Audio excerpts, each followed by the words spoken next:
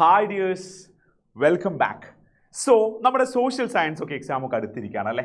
നിങ്ങളെല്ലാവരും പഠിക്കുമായിരിക്കുമെന്നൊക്കെ എനിക്കറിയാം. എങ്കിലും നമ്മൾ ഈ സോഷ്യൽ സയൻസ് പഠിക്കുമ്പോൾ ശ്രദ്ധിക്കേണ്ട കുറച്ച് കാര്യങ്ങൾ നിങ്ങളോട് പറയാൻ വേണ്ടിയിട്ടാണ് ഞാനിവിടെ വന്നിട്ടുള്ളത്. ഒരു ഫൈനൽ എക്സാം അല്ലെങ്കിൽ 8ാം ക്ലാസ്സിൻ്റെ ഈ ഒരു അവസാന എക്സാം എഴുതുന്നു. നിങ്ങൾ എങ്ങോട്ടാണ് പോകുന്നത്? ഇനി 9th പോകുന്നത്. 9th സോഷ്യൽ സയൻസിലൊക്കെ വലിയ ചേഞ്ചുകളൊക്കെ വരുന്ന കാലഘട്ടം കൂടിയാണ്. കാരണം ഇപ്പോൾ നിങ്ങൾക്ക് ആകെ പഠിക്കാനുള്ളത് 40 മാർക്കിനാണെങ്കിൽ അടുത്ത വർഷം മുതൽ അത് 80 മാർക്കിനാണ് അല്ലേ? പ്രധാനമായും അടുത്ത വർഷം 2 ടെക്സ്റ്റ് ബുക്കുകൾ വരും, SS1 SS2. ഇപ്പോൾ നിങ്ങൾക്ക് ഒറ്റ ടെക്സ്റ്റ് ബുക്കേ ഉള്ളൂ. ഓക്കെ, നമുക്ക് പഠിക്കാനുള്ളത് 14 ചാപ്റ്റേഴ്സ് ആണ്. നമുക്ക് കിട്ടാനുള്ള മാർക്ക് 40 മാർക്കാണ്, 40. അപ്പോൾ നമുക്ക് എന്ത് കിട്ടണം? 40 ഔട്ട് ഓഫ് 40. 40ൽ 40 നമ്മുടെ ലക്ഷ്യം. അത് പഠിക്കാതെ അത് കിട്ടാതെ ഒരു രക്ഷയുമില്ല. ഇതാണ് നമ്മൾ മുമ്പിൽ ലക്ഷ്യം വെക്കേണ്ടത്. ഈ മാർക്ക് നമുക്ക് എന്ത് ചെയ്തിരിക്കണം? ഇത് നമ്മൾ പുട്ടുപോലെ അടിക്കുമെന്ന് പറഞ്ഞിട്ടില്ലേ? അപ്പോൾ നമ്മൾ എന്ത് ചെയ്യണം? ഇങ്ങനെ മാർക്ക് ലഭിക്കണമെങ്കിൽ നമ്മൾ എപ്പോഴും എന്ത് ചെയ്യണം? ഈ ആനുവൽ എക്സാമിന് നമ്മൾ കൂടുതൽ ഫോക്കസ് ചെയ്യേണ്ടത്, കൂടുതൽ ശ്രദ്ധിക്കേണ്ടത് എവിടെയാണ്? കൂടുതൽ ശ്രദ്ധിക്കേണ്ടത് അവസാന ഭാഗങ്ങളിലാണ്. പ്രത്യേകിച്ചും നമ്മുടെ 11ാമത്തെ ചാപ്റ്റർ, 12ാമത്തെ ചാപ്റ്റർ, 13ാമത്തെ ചാപ്റ്റർ, 14ാമത്തെ ചാപ്റ്ററിലൊക്കെ എന്ത് ചെയ്യും? ഇവിടെ നിന്നും കൂടുതൽ കമ്പാരിറ്റീവ്ലി ക്വസ്റ്റ്യൻസ് എന്തായിരിക്കും ഇവിടെ നിന്നും നമ്മളോട് കൂടുതലായിട്ട് ചോദിക്കാൻ ചാൻസ് ഉണ്ട്. അതുകൊണ്ട് നമ്മൾ എന്ത് ചെയ്യണം? ഈ ഏരിയകൾ കുറച്ചുകൂടി ഫോക്കസ് ചെയ്ത് എന്ത് ചെയ്യാൻ ശ്രമിക്കുക? പഠിക്കാൻ ശ്രമിക്കുക എന്നുള്ളതാണ്. പ്രത്യേകിച്ചും നിങ്ങൾ അവസാനത്തെ ചാപ്റ്റർ ഏതാ? അവസാനത്തെ ചാപ്റ്റർ എന്ന് പറയുമ്പോൾ പല ആൾക്കാർക്കും ഭയങ്കര ബുദ്ധിമുട്ടായിട്ടൊക്കെ കണ്ടൊരു ചാപ്റ്ററാണ് social groups and social control എന്നാണ് ആ ചാപ്റ്ററിൻ്റെ പേര്. Social groups and social control അല്ലേ? സാമൂഹിക സംഘങ്ങളും സാമൂഹിക നിയന്ത്രണവും അല്ലേ? ഈ ഒരു ചാപ്റ്ററിൽ നിങ്ങൾ എന്തായാലും പഠിച്ചിരിക്കേണ്ട ഒരു കാര്യം എന്താടാ?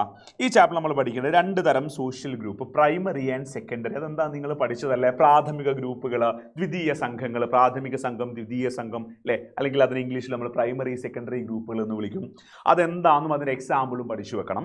അതുപോലെ തന്നെ എങ്ങനെയാണ് നമ്മളെ ഗവൺമെൻറ് നമ്മുടെ മേലെ നിയന്ത്രണങ്ങൾ കൊണ്ടുവരുന്നത്, എങ്ങനെയാണ് സോഷ്യൽ കൺട്രോളുകൾ നമ്മുടെ മേലെ നടപ്പിലാക്കുന്നത്, ഇങ്ങനത്തെ കാര്യങ്ങളൊക്കെ നമ്മൾ എന്ത് ചെയ്യണം? ഒന്ന് അറിഞ്ഞിരിക്കുക എന്നുള്ളതാണ്.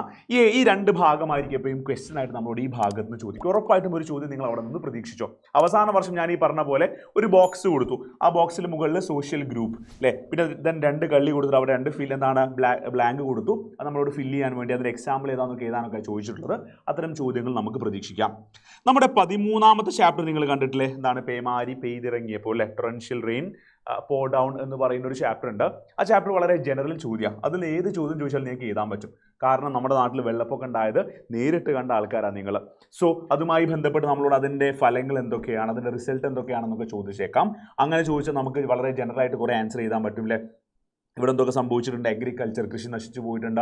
നമ്മുടെ ഡൊമസ്റ്റിക് ആനിമൽസ് ഒക്കെ എന്ത് ചെയ്തിട്ടുണ്ട്? ചത്തുപോയ കാര്യങ്ങളൊക്കെ നമുക്ക് അതിൽ എഴുതി വെക്കാൻ പറ്റും. ഇങ്ങനെ ഇതുമായി ബന്ധപ്പെട്ട കുറേ ആളുകൾക്ക് വീട് നഷ്ടപ്പെട്ടതും ഡാമുകൾ ഓപ്പൺ ചെയ്ത് ഇങ്ങനത്തെ കുറേ സംഭവങ്ങളൊക്കെ നമുക്ക് ഇതുമായി ബന്ധപ്പെട്ട് പറയേണ്ടി വരും അല്ലേ? എന്തായാലും നമുക്ക് അവസാന വർഷം നമ്മൾ ശ്രദ്ധിക്കേണ്ടത് എസ്സേ നമ്മളോട് ചോദിക്കും. എത്ര മാർക്കിൻ്റെ എസ്സേ? അവസാനത്തെ 2 ചോദ്യം 5 മാർക്കിൻ്റെ എസ്സേ ആയിരിക്കും. ഇതിൽ ഏതെങ്കിലും ഒന്നായിരിക്കും നിങ്ങൾ എന്ത് ചെയ്യുക? എഴുതേണ്ടി വരിക. കഴിഞ്ഞ പ്രാവശ്യം വന്നൊരു എസ്സേ നമ്മുടെ പഞ്ചായത്ത് രാജ് സിസ്റ്റത്തെക്കുറിച്ചാണ് ഒരു എസ്സേ ചോദിച്ചിട്ടുണ്ടായിരുന്നത്. നിങ്ങൾ കേട്ടിട്ടുള്ള ഗ്രാമപഞ്ചായത്ത്, ബ്ലോക്ക് പഞ്ചായത്ത്, ജില്ലാ പഞ്ചായത്ത്, ഇങ്ങനത്തെ ഭാഗങ്ങളൊക്കെ നമ്മൾ എന്ത് ചെയ്യും? ചോദ്യമായിട്ട് നമ്മളോട് ഇവിടെ നിന്നും ചോദിക്കുമെന്നുള്ള കാര്യം ഉറപ്പാണ്. സോ അത്തരം കാര്യങ്ങൾ നമ്മൾ എന്ത് ചെയ്തിരിക്കണം? കൃത്യമായിട്ടൊന്ന് ഫോക്കസ് ചെയ്ത് ഒന്ന് പഠിക്കാൻ നമ്മൾ ശ്രമിക്കണം. പിന്നെ നമുക്ക് എന്താണ് കഴിഞ്ഞ പ്രാവശ്യം നമ്മുടെ മാച്ച് ദ ഫോളോയിങ് ഇങ്ങനെ മാച്ച് ദ ഫോളോയിങ് ചോദിക്കൂലേ? ചേരുംപടി ചേർക്കാൻ വേണ്ടിയിട്ട് നമ്മുടെ അറ്റ്മോസ്ഫിയറിനെ കുറിച്ചായിരുന്നു ചോദിച്ചിട്ടുണ്ടായിരുന്നത് അല്ലേ? നിങ്ങൾ പഠിച്ചിട്ടില്ലേ? നമ്മുടെ എന്താണ് ട്രോപ്പോസ്ഫിയർ, സ്ട്രാറ്റോസ്ഫിയർ, മിസോസ്ഫിയർ, തെർമോസ്ഫിയർ, ഇങ്ങനത്തെ കാര്യമാണ് ചോദിച്ചിട്ടുണ്ടായിരുന്നത്. അത് ഏതാണ്, അതിൻ്റെ പ്രത്യേകതകൾ, ഓരോന്നിൻ്റെയും പ്രത്യേകതകളൊക്കെ നിങ്ങൾ എന്ത് ചെയ്യണം? പഠിച്ചു വെച്ചിട്ട് പോകണം. അതുപോലെ തന്നെ നമ്മുടെ ഒരു ചാപ്റ്ററിൽ നിന്നും നമ്മുടെ എന്താണ് ഈ ആര്യഭട്ട അല്ലെങ്കിൽ എന്താണ് വിശാഖദത്തൻ അല്ലെങ്കിൽ നമ്മുടെ ഈ കുറേ കാളിദാസൻ അങ്ങനെ ഒരു ബോക്സ് നമ്മൾ കഴിഞ്ഞ ചാപ്റ്ററിൽ പഠിച്ചിട്ടുണ്ടായിരുന്നു. കഴിഞ്ഞ സെഷനിൽ നമ്മൾ മുമ്പ് എടുത്ത സമയത്ത് എന്ത് ചെയ്തിട്ടുണ്ടായിരുന്നു? കുറേ പ്രധാനപ്പെട്ട ഇന്ത്യയിൽ എഴുതപ്പെട്ട പുസ്തകങ്ങൾ, അതിൻ്റെ രചയിതാക്കൾ, അങ്ങനത്തെ ഓതേഴ്സിൻ്റെ പേരൊക്കെ നമ്മളോട് ഇവിടെ നിന്നും ചോദിക്കും. ഇത്തരം കാര്യങ്ങളൊക്കെ നമ്മൾ ഈ ചാപ്റ്ററിൽ എന്ത് ചെയ്യണം? കൂടുതൽ ഫോക്കസ് ചെയ്ത് പഠിക്കണം. മിനിമം നമുക്ക് 40 മാർക്കിൽ 40 മാർക്കും അടിച്ചെടുക്കണം. വരും ദിവസങ്ങളിലൊക്കെ കൃത്യമായിട്ട് ലൈവുകൾ ഉണ്ടാവും. ഞാനും ഫസൽ സാറും അതുപോലെ തന്നെ നമ്മുടെ പ്രിയപ്പെട്ട യദു സാറും ചേർന്നായിരിക്കും ക്ലാസ്സുകൾ എടുക്കുന്നത്. മുഴുവൻ ഏരിയയും നമ്മൾ എന്ത് ചെയ്തിരിക്കും? മുഴുവൻ നിങ്ങൾക്ക് കവർ ചെയ്തിരിക്കും. സോ നമുക്ക് വീണ്ടും കാണാം. ബൈ.